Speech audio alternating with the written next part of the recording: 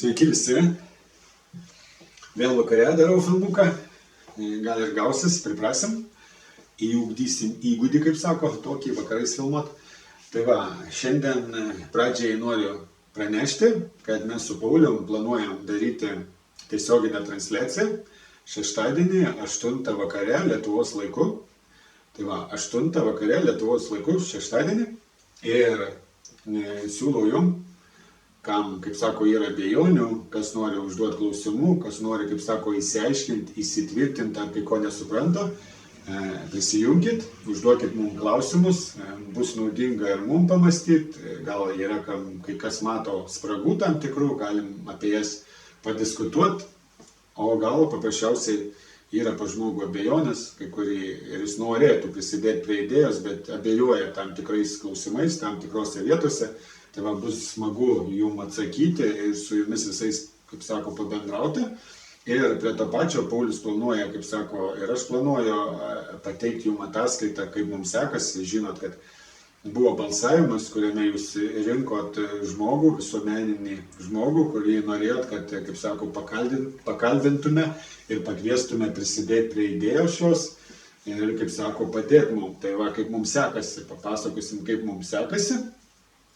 Ir prie to pačio, kad, kaip sako, nebaig taip greitai, aš, kaip sako, padarysiu papildomai dar eilinį vieną mano filmuką ir noriu pašnekėti paprasta tokia mintim, jau esu šnekėjęs apie tą džiunglių įstatymą, apie žmonės, kurie supranta ir mato, kad šiuolaikinis pasaulis dažniausiai nėra tos lygybės, teisybės, o daugiau, kas stipresnis, kas gudresnis, kas naglesnis, kas turi ryšių, tas ir teisus. Tai va, ir gyvenam tokiam pasauly. Ir daugelis yra tam tikrų protingų žmonių, kurie sako, čia viskas gerai. Pažiūrėkite į gamtą, gamtoj tas pats, hierarchija, kova už būvį, stipriausias išgyvena, jis teisus. Ir toks gyvenimas, čia nieko nepadarysi, taip yra, čia viskas normalu. Tai va, jie lygina gamtą ir žmogaus elgesį, kad viskas normalu. Gamtoj taip elgesi ir žmonės taip elgesi, tai kas čia nieko tokio labai blogo nėra. Tai va, iš šitos perspektyvos žiūrint, kas įdomiausia, aš esu ilgą laiką ir dalinai mėgėjas gamtos, man patinka gamta. Ir stebiu ją, nagrinėju nuo vaikystės, tai galiu tik pasakyti vieną tokį klaidingas mąstymas. Dažniausiai didžioji dalis gamtos, ta kova už būvį yra, kaip sako, gyvybės ir mirties klausimas. O žmonių pasaulyje arba pratęsimo giminės, išlikimo geno ir giminės. Ir ta prasme, realiai gyvūnas kaip ir neturi pasirinkimo, kaip sako, ar turi pasirinkimą, bet jam tik du pasirinkimai yra arba mirti, arba, kaip sako, lipti kitiem per galvas, kad išgyventų. Tokia natūraliai gamtoje atranka, bet žmonių pasaulyje, kai jie teisinasi tuo pačiu, kas įdomu, didžioji dalis tų teisintojų, realiai jiem negresia išlikimo ar išgyvenimo klausimas, suprantat? Tai prasme, realiai mes lipam vieni kitiem ant galvų dėl savo ego pateisinimo, dėl savo tiesų įrodinėjimo, dėl svajonių realizavimo, dėl noro būti turtingesniais, daugiau turėti žaisliukų, ambicijų ir svajonių tam tikrų, bet tai nėra išlikimo ar išgyvenimo klausimas, tai va daugiau godumas, kaprizas ar toks va būdas būti godžiam, o gal ne godžiam, susikurtas tikslas, bet gal su tai žmonėm viskas gerai, aš turiu omeny, jie taip giliai nepamasto, bet lygint tuos du dalykus, tai net knygos apie tai rašomos, bet lygint tuos du dalykus neetiška iš tikrųjų. Nes jei tokioje situacijoje pastatyti tada žmogų ir gyvūną, kai tu žinai, kad gyvūnui nėra pasirinkimo praktiškai, jam taip reikia elgtis, o kai žmogus gali taip nesielgti ir jis elgiasi ne dėl to, kad jam reikia išgyventi, gaunasi žmogus daug baisesnis yra šitoje situacijoje negu gyvūnas. Gyvūnas yra daug geresnis ir elgiasi teisingiau ir sąžiningiau šitoje situacijoje. Tai va toks pamąstymas tiem žmonėm, kaip sako, tokia žinutė, kurie lygina žmogų su gyvūnu ir, ta prasme, lygina tos džiunglių ir hierarchinius pasaulius ir kad sako, čia viskas gerai. Tai va, kaip bebūtų žmogus tada, kai lygina, atsiduria daug baisesniai pozicijoje ir atrodo daug labiau negražiau negu gyvūnai. Tai va, todėl jums pamastymui, ar verta tokį pavyzdį turėti ir lyginti ir apie tai nešnekėti. Tai va, čia pamastymui ir kad tą tiesą aš jums užtvirtinčiau, aš duosiu vieną pavyzdėlį. Pavyzdys Titanikas, kai jis skendo, tai jis realiai išimtis.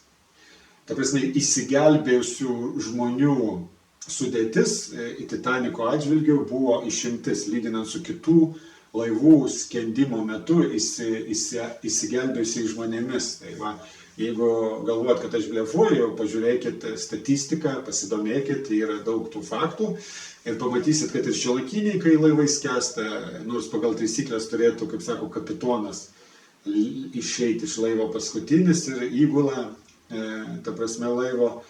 Tai va, ir pirmoje vietoje turėtų eiti vaikai ir moteris, bet tikram gyvenime, kai tau, kaip sako, mirtis alsuoja į nugarą, faktai rodo visiškai ką kitą. Statistiškai, kaip ir minėjau, Titanikas yra išimtis ir didžioji dalim, tai išimtis dėl to, kad nieks nemanė, kad jis nuskęs, mažiau panikavo, buvo daug tokių, žinai, ta prasme, galvojimo ir mažiau panikos. Tai va šitoje vietoje, o šiaip, kai laivas skęsta, tikram pasaulyje, realybėje, kapitonai dažnai bėga pirmi iš to laivo, įgula irgi.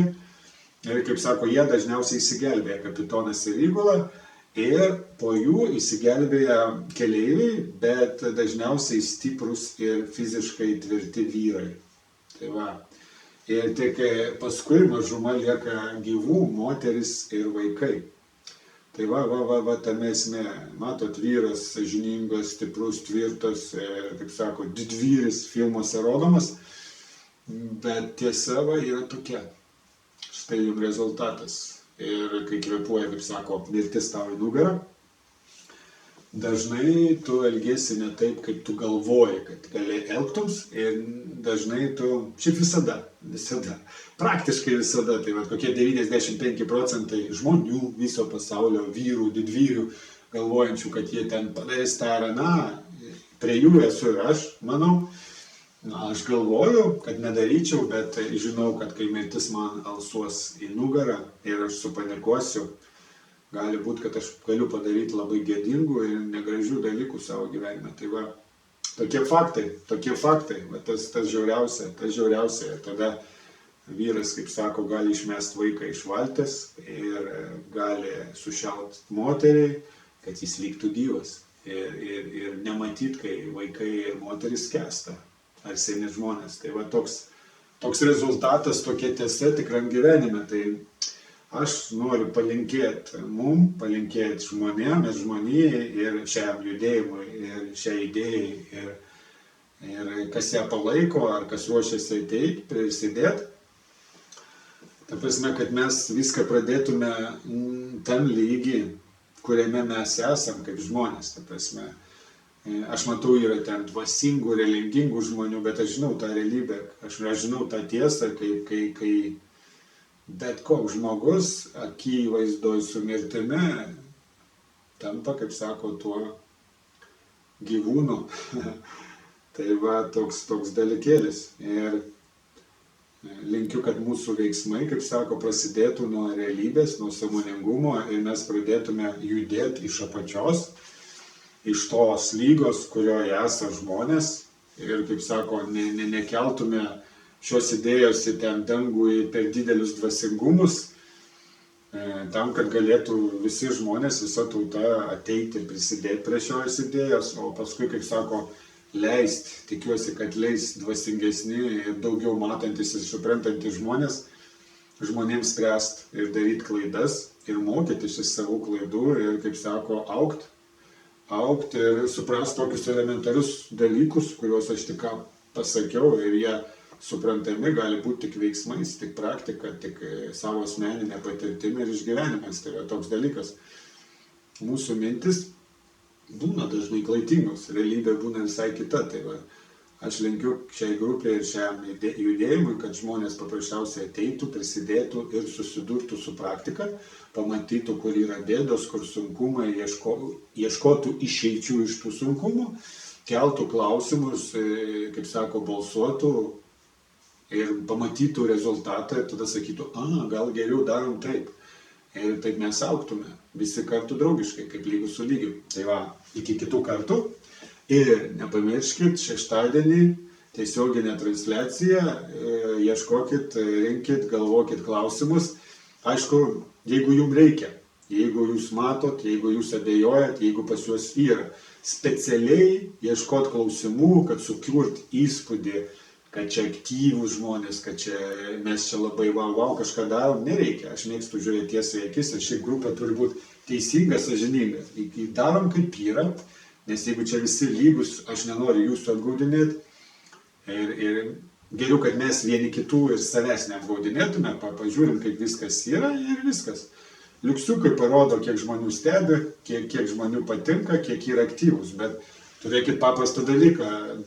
Iš 1000, aš manau, narių naujų, 2 bus aktyvūs, kurie nori dalyvauti visuomeniniai veikloj ir tuo užsiimti ir jaučia tai kaip savo vidinį pašaukimą ir mato tame svarbą.